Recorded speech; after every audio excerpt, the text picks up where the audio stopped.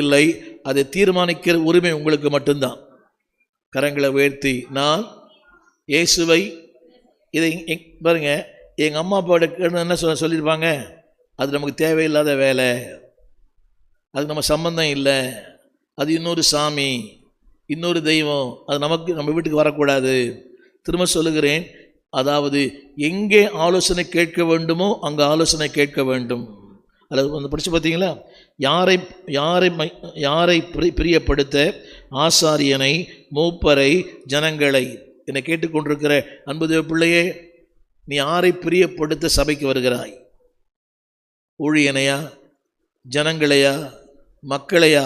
திரும்ப சொல்லுகிறேன், அவன் he knows clearly, நல்லாவே தெரியும். திரும்ப திரும்ப சொல்கிறேன், இவன் ஒரு தேசத்தின் அதிபதி. ஹலோ, கவர்னர், ஆங்கிலத்தில் கவர்னர். அப்படியானால் ஒரு தேசத்தை ஆளுகிறவனுக்கு என்ன செய்ய வேண்டும் என்று தெரியுமா தெரியாதா? தெரியும். ஆனால் பல நேரங்களில் உங்களை தான் சொல்கிறேன், நேற்று கூட சொன்னேன், உங்களுடைய தீர்மானத்தில் உலக அறிவு, உலக போதனை, உலகத்தின் குறுக்கீடு, மக்களுடைய குறுக்கீடு இருக்க வேண்டாம். அந்த தீர்மானிக்கிற பொறுப்பு உங்களை சார்ந்தது. ஆமென். திரும்ப சொல்லுகிறேன், அவருடைய வெளிச்சம் உங்களுக்கு இல்லை. நான் படிக்கிறேன் கேளுங்க, 21 ஆசாரியன், மூப்பர், ஜனங்கள். ஹலோ, அவர்களுடைய வெளிச்சம் உங்களுக்கு இல்லை. கவனிங்க, அவர்கள் உங்களை ஆளக்கூடாது, நீங்கள் அவளை ஆள வேண்டும். புரிய நினைக்கிறேன், தமிழில் போட்டிருப்பாங்க. அதாவது அவன் விரும்பினதெல்லாம் புகழை விரும்பினான், மக்களை விரும்பினான், இன்னைக்கு அரசியல்வாதிகளை போல ஓட்டுக்களை விரும்பினான். புரியுதுங்களேன்?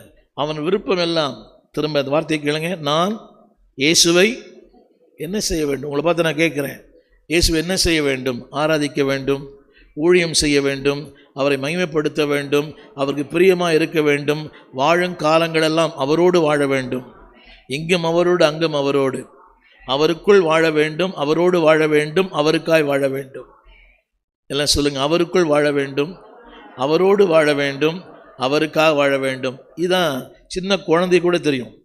ஒரு அதிபதிக்கே தெரியல வாட் ஐ கேன் டூ. திரும்ப திரும்ப இதை கேட்கிற யாரானாலும் உங்களுடைய வாழ்க்கையின் பல கேள்விகளுக்கு ஒரே பதில் ஆண்டவர் மட்டும்தான். Don't go to the people.